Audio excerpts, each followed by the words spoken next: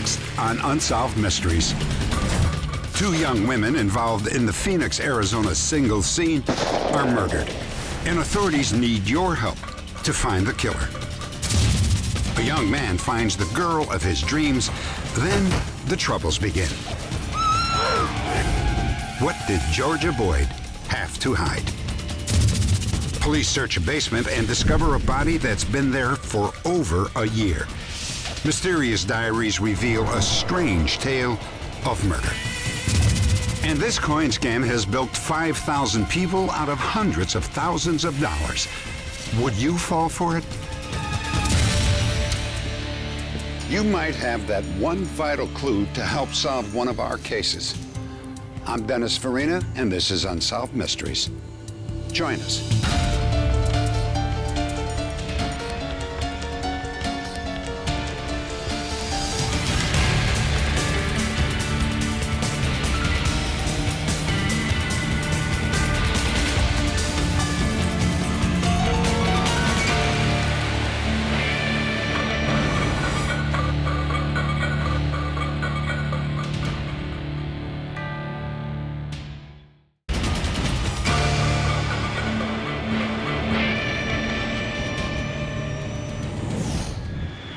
Just outside of Phoenix in Glendale, Arizona. A fight is about to erupt. Diane Shawcroft, 20, and her best friend Jennifer Luth, 19, had recently left their homes in Colorado and moved in with Diane's older sister, Christina. Look at this place, it's a mess. When did you become mom? I said no smoking. That was my last cigarette. Fine, maybe I'll just go then. They said they were going to walk to the store to get cigarettes and a pop, and that they would be back in a little while. They didn't take anything with them, and they never went anywhere without their makeup, so that's what made me think they were coming right back. Diane and Jennifer headed for the mini mart a few blocks away. When they didn't return immediately, it was not cause for alarm, for the two young women were always up for an adventure.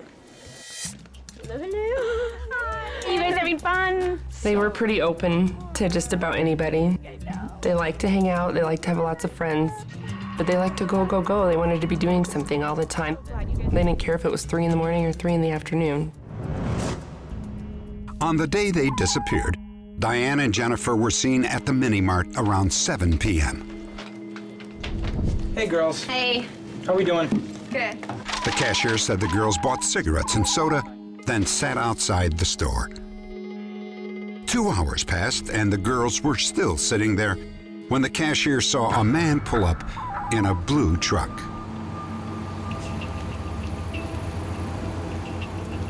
They conversed for quite a while. They got into the truck,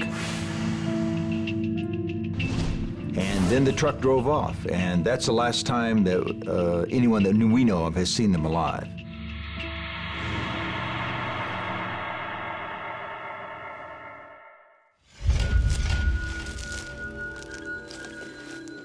Three months later, 2 men were hunting in a remote desert 100 miles north of Phoenix when they came upon 2 bodies.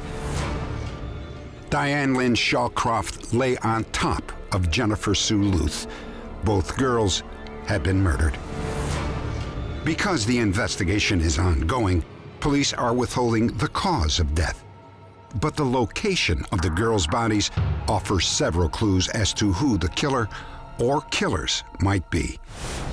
This area is extremely isolated, 16 miles from the nearest highway and accessible only by pickup truck or 4-wheel drive.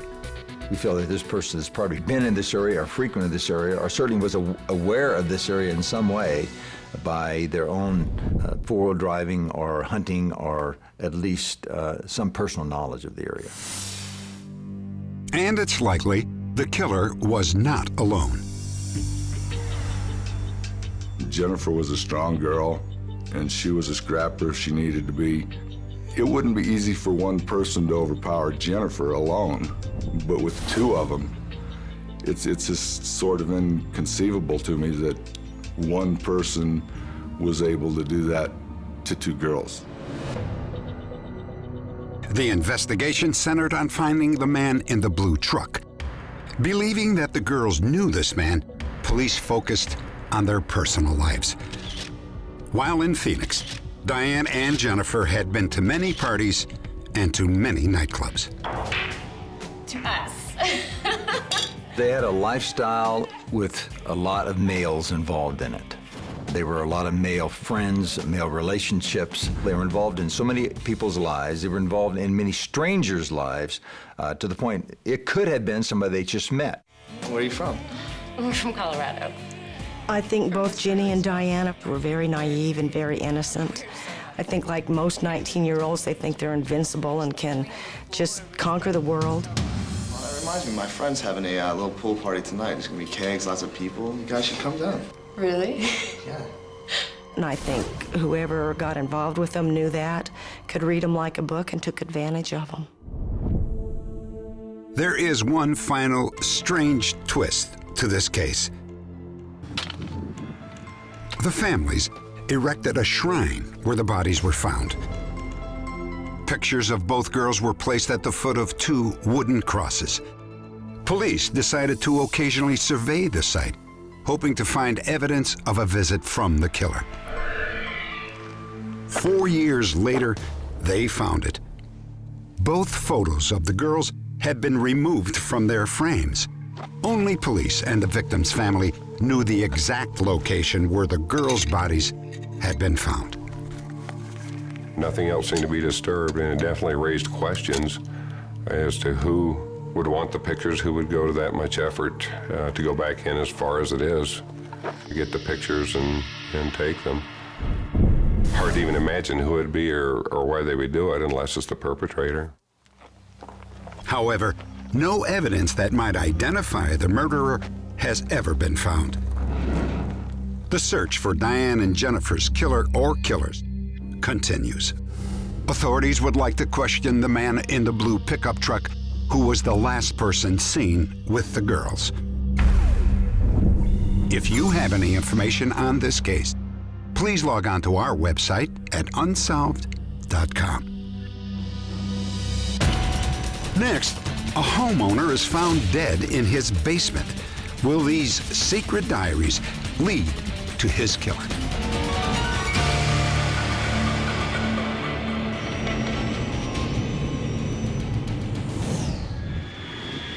Folsom, West Virginia. Police arrive at the house of a wealthy farmer named Tim Good. They have received a mysterious tip from a surprising source. A thief who has broken into the house and found more than he bargained for. The caller simply said, "Look in the basement." Behind a closed door, police made their own grisly discovery. The decomposed body of the homeowner.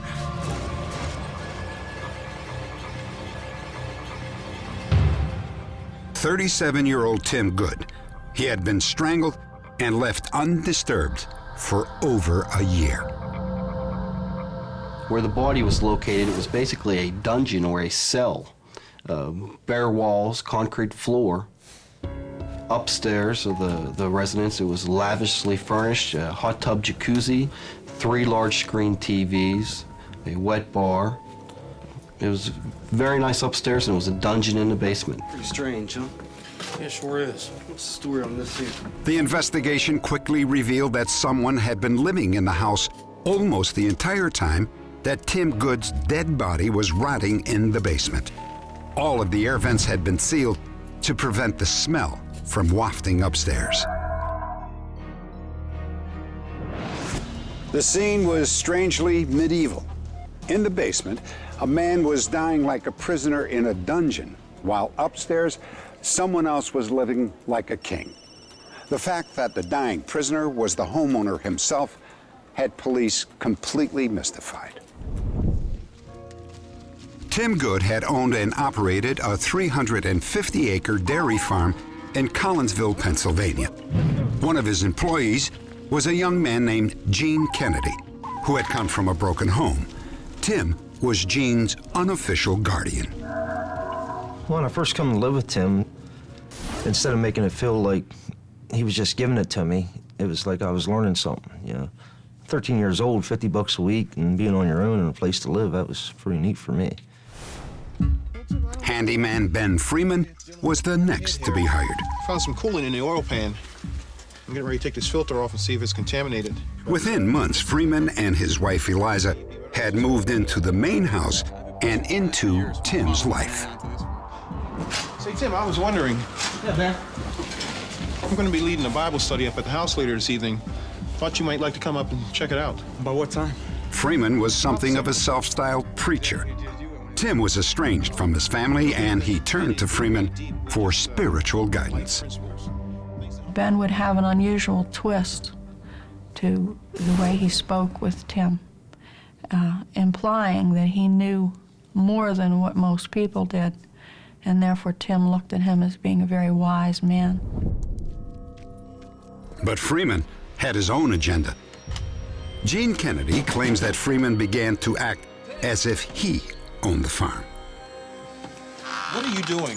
I told you don't come here until you call. I live here too. Yeah, well, you can't come in right now. I'll be in and out, all right? Look, my wife's asleep upstairs. You can't come in. Be quiet. You little... I told you. Hey, what are you guys doing? Knock it off. Just back off then, okay? My wife's asleep upstairs. I understand that, but he lives here too. When Ben showed up, it wasn't, I'd say, about a year after that, Tim stopped dairy farm. You know, you come down on the farm, there was no cows. There was no calves, there was no dry stock. Everything was empty.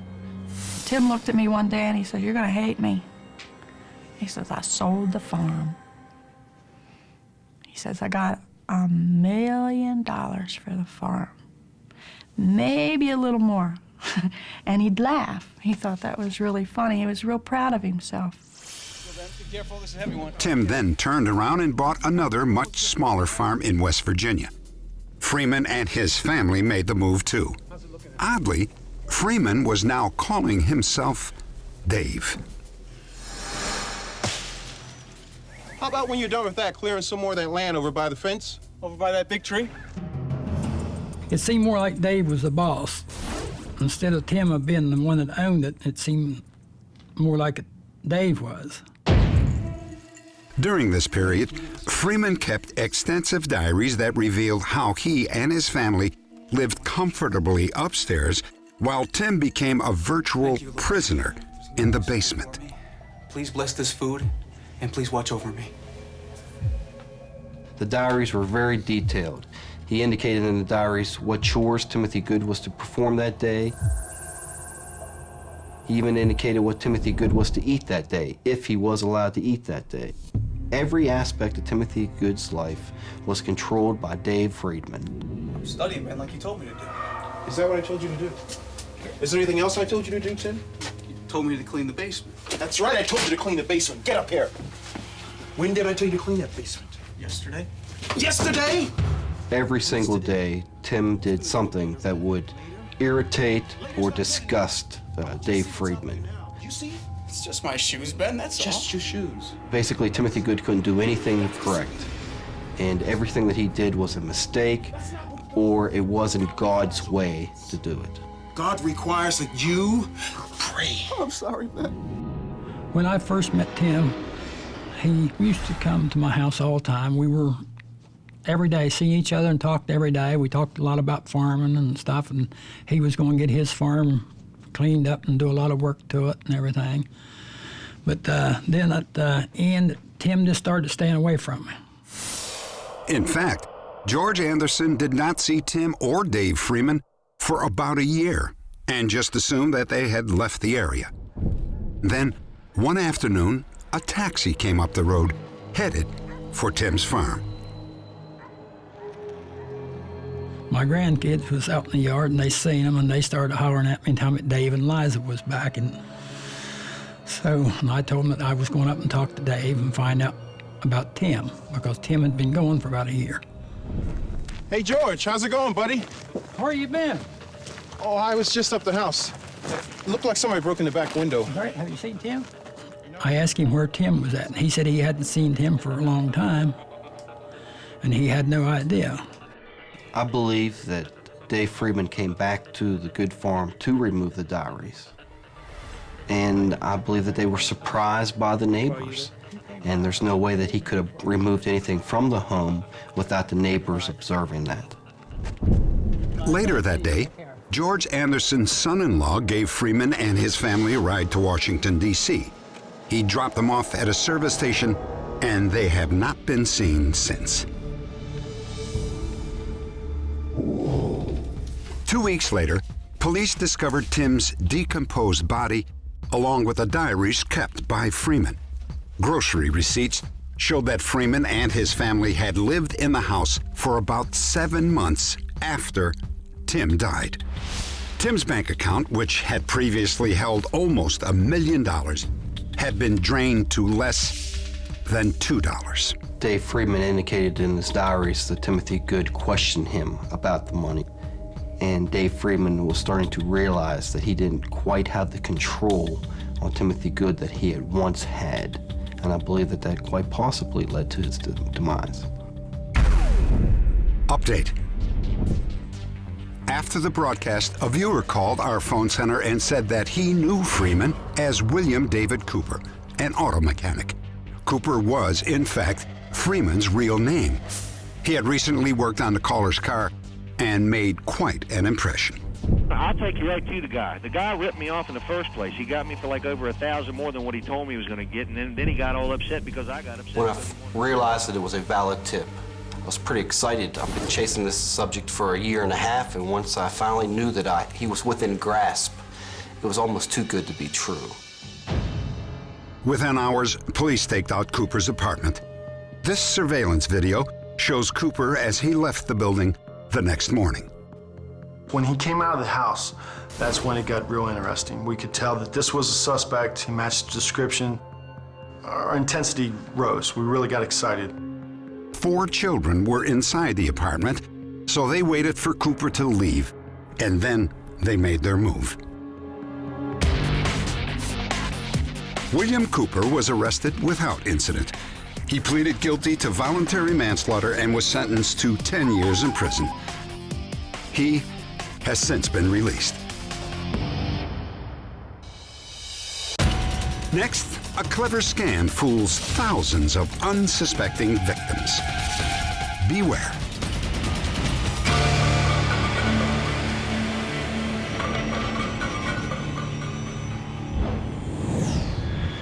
New York City, New York. People here have a reputation for being streetwise and savvy. Yet each year, New Yorkers lose more money to scams and con men than to bank robbers. Jerry Diner was a typical unsuspecting victim. Oh, that'll be wonderful.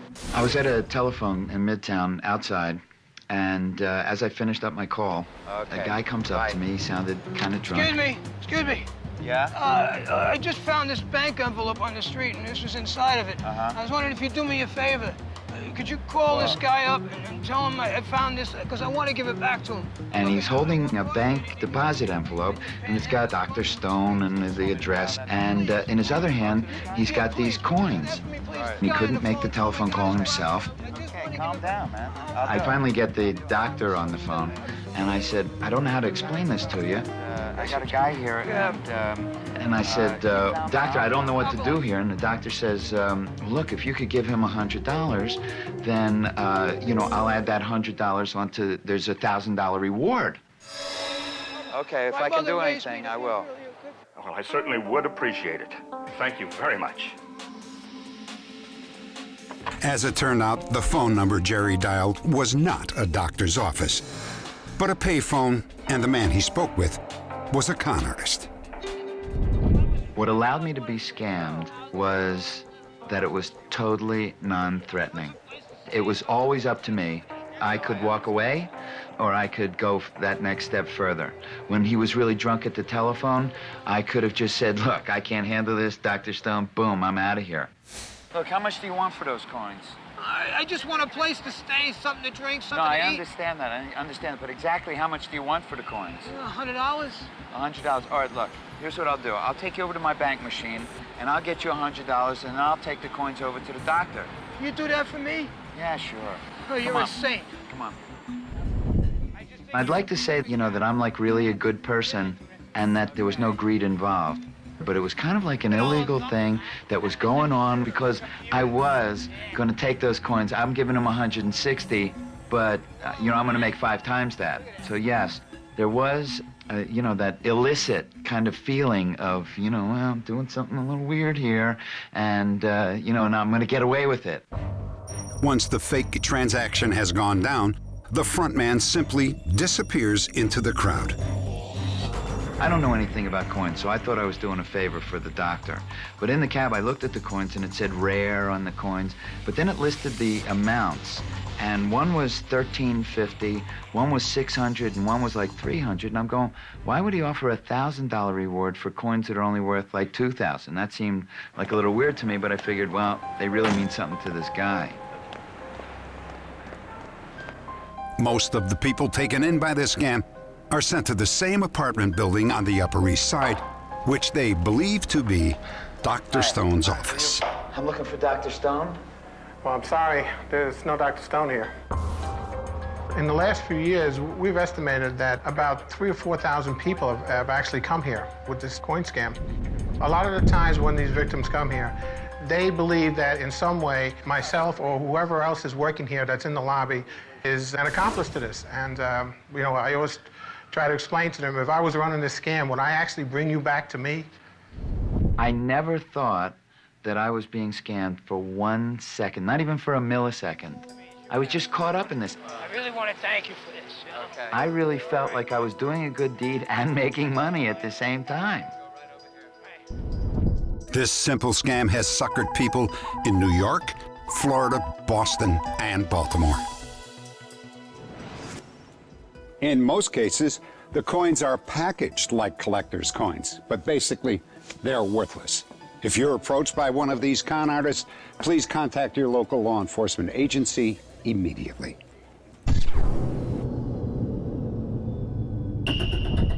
In the little town of Epps, Alabama, 2 men enter the post office and ask for stamps. Sure. One stamp or the whole book? This is a robbery. There it is. Go ahead and take it. Go ahead. Get in the back. Get in the back. Move it, move it, move it. After the blackmail jumped over the counter, he immediately began to give orders. You the postmaster? Yes. Where's the safe at? He seemed to be real familiar with the operation of the Postal Service. The blackmail gave all the orders. He told the white male everything to do, and he did it. Get over there, get over there. Move it, move it. Let's go, Let's go. Stay calm, nobody gets hurt. Check your purse, check your purse. I never took money to work with me. I had $1.38. Is this all there is? That's all. I don't have much money on me. That's all there is. Kill her. Be calm, be calm. Kill her. And the white male says, man, let's don't do that. Says she did everything we told her to. He says, okay, we'll take her with us. The thieves made off with about $700 in cash and stamps.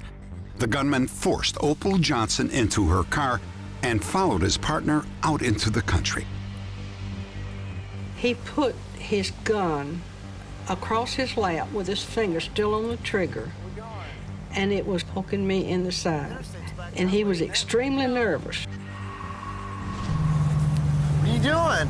You're gonna shoot me. Don't do anything stupid and it'll be all right.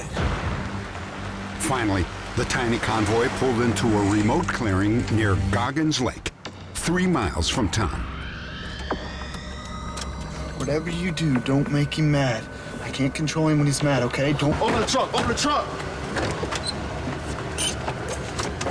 Get out the car. What? Get out the car. What are you doing?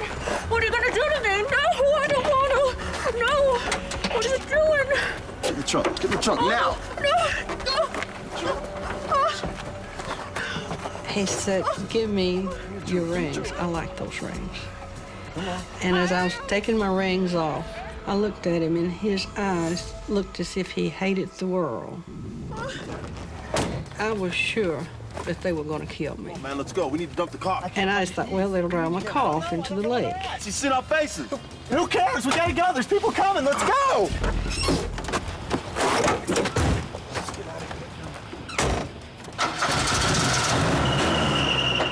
They got in their car and they left, and when I could not hear it anymore, I began to feel around in the car, and I could see if I could go into the car through the back seat, and it's metal across there, no possible way.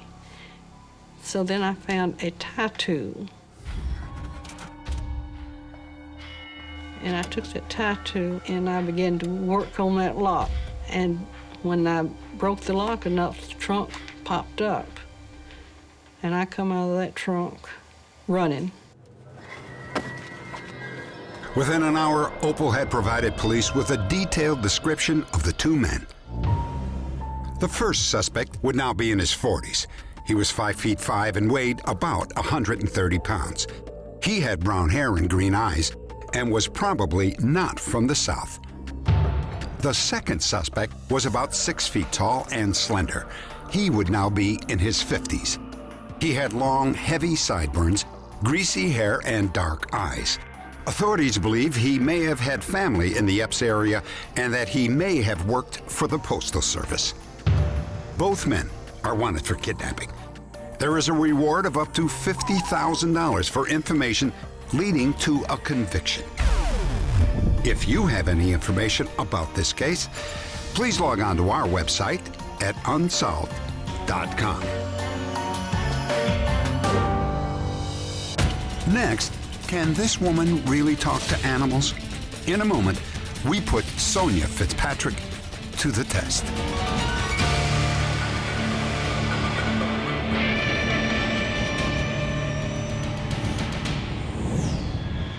Houston, Texas.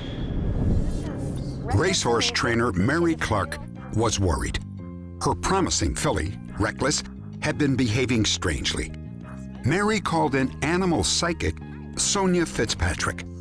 Like the classic character Dr. Dolittle, Sonia says that she can communicate with animals. Okay, Mary. I can tell you this horse is in terrible pain all down the left side of the face. And I don't know how she stood this pain. I don't know how she stood. Pain was a plausible reason for the horse's unusual behavior over the past several months. What Sonia didn't know was that Reckless had been rearing back violently before all her races. Reckless and easy acting up in the starting gate. Even worse, she sometimes flipped over backwards, putting herself and her jockey in danger. And now she's telling me she's flipping to try and get away from the pain. When I heard the words flip, I was astonished because I hadn't discussed the flipping.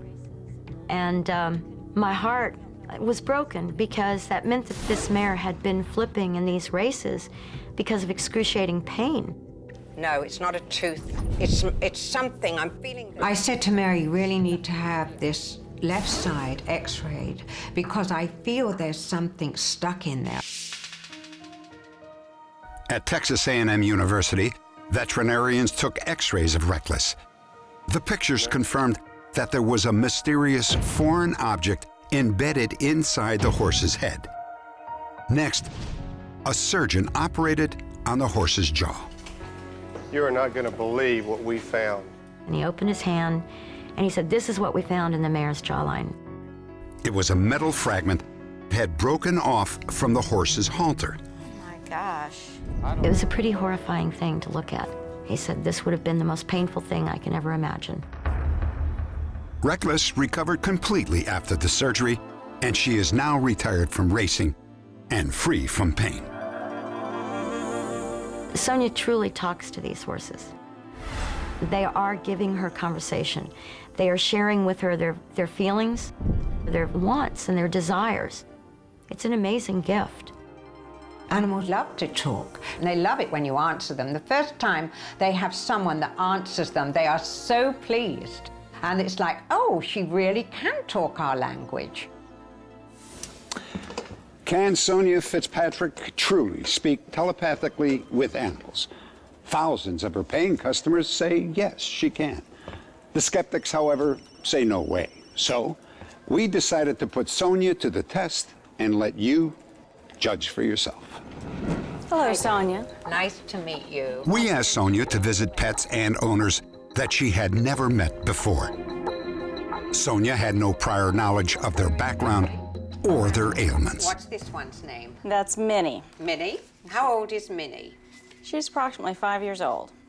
Okay. Now, Minnie says she lives with other animals as well, so you better tell me what the other cat's name is.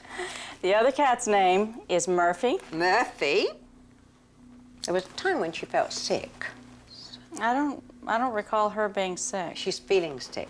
What is it you use in your house, on the floors? We don't use anything on the floors other than vacuuming on the carpet. And no. She discussed the fact that my cat seemed to have some illness related to the cleaning products that I used on my kitchen floor.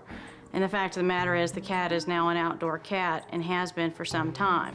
Now, Minnie thinks she's in charge, and she's telling me she's in charge, so Overall, I would say on a scale of 1 to 10, she got 2 right out of 10. Some animals are really clear with their communication and very direct, and then just as people, others don't communicate so well. So before they can send you a reply back. So that is the reason why sometimes I don't always get something, and I do occasionally get animals like that. Hello, beautiful. Hi, what's your horse's name? Charlie. Charlie. Oh, Charlie. Charlie is an 11-year-old racehorse. Sonia has not been told that he almost died recently after suffering continual abuse from a previous owner.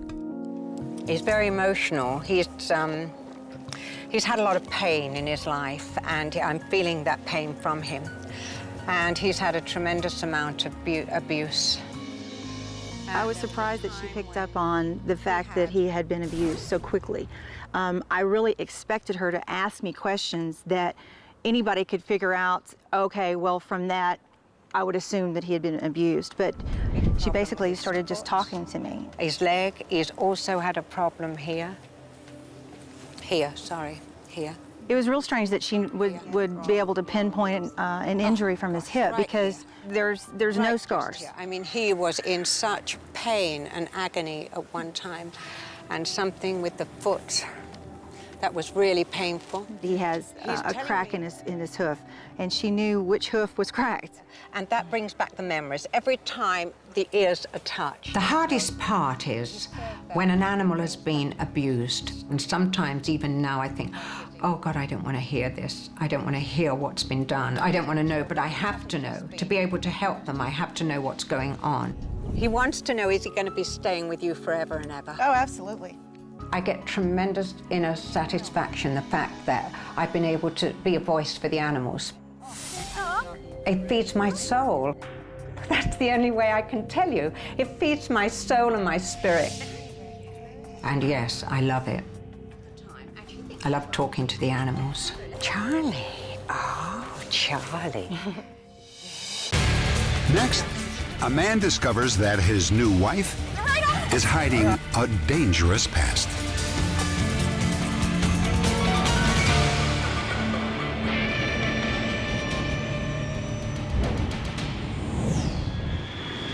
Augusta, Georgia.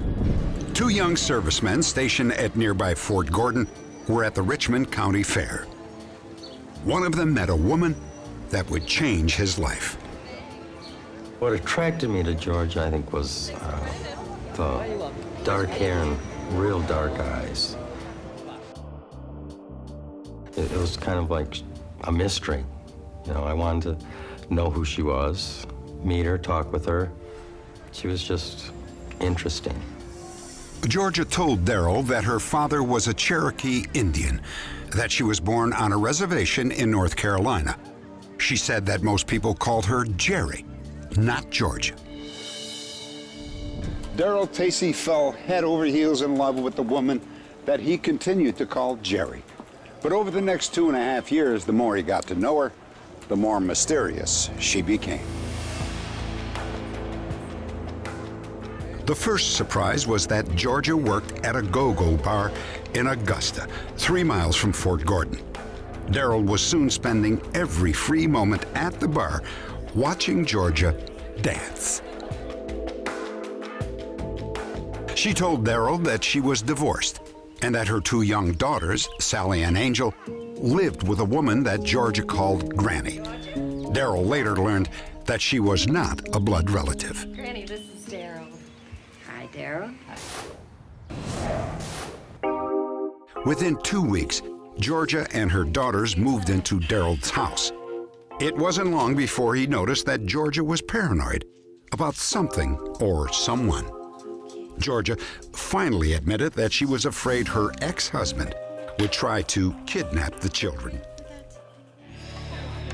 6 weeks later, members of the outlaw motorcycle gang, the Devil's Disciples, showed up at the club. No, you go back to Atlanta and tell them to forget. She was scared, and I asked her what's wrong. And she said, I used to run with the Disciples in Atlanta, and they're here to take me back. To Atlanta. Don't worry, I'm not gonna let anybody take you away from me.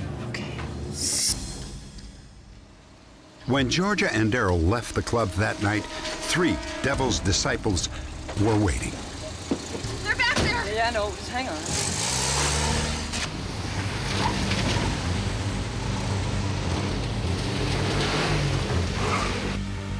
We tried to lose the van. We were running red lights, stop signs.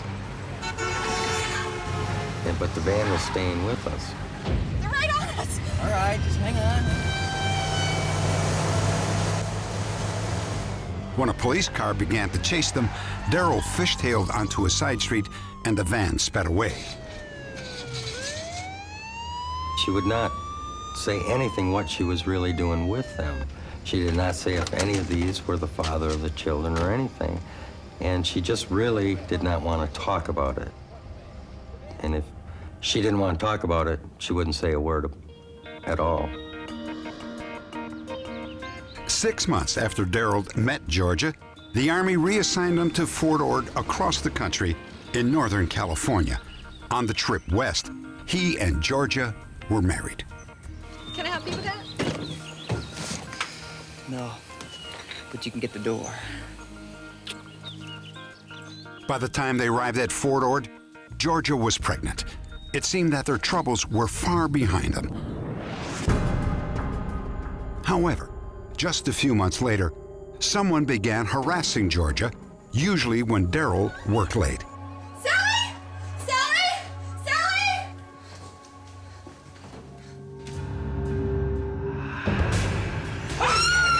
I'm gonna get you! One time, the stalker arrived when Daryl was at home. Is there a door?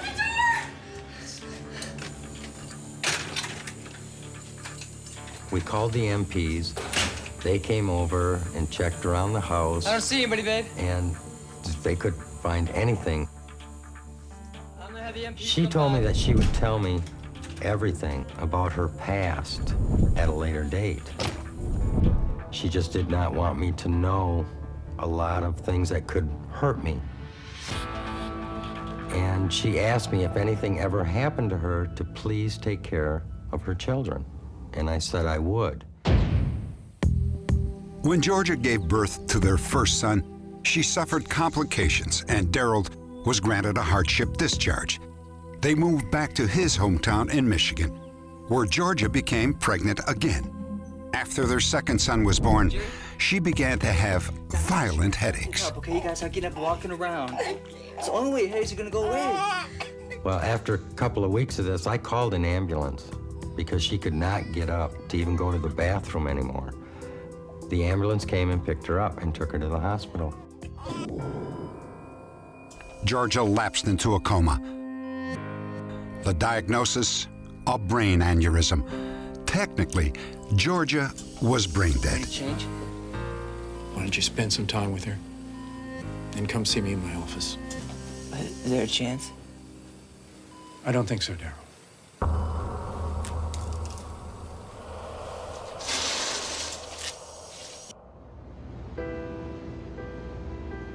Georgia Tacey was just 22 years old when she died. She left behind 2 daughters from her first marriage, 2 young sons from her marriage to Daryl, and a legacy of unanswered questions. I don't care about what she did in her past. I'm not looking to find out what she had done or anything else. I want to know who she is, and I want to know her side of the family so I can tell them this lady has died. Because as far as I know, Nobody knows. Update. Daryl Tacey's long search is finally over. On the night of our broadcast, a viewer called with the news that Georgia's real name was Edith Geraldine Johns Moore. A few days later, Daryl and all his children arrived in Savannah, Georgia for a reunion with his late wife's family.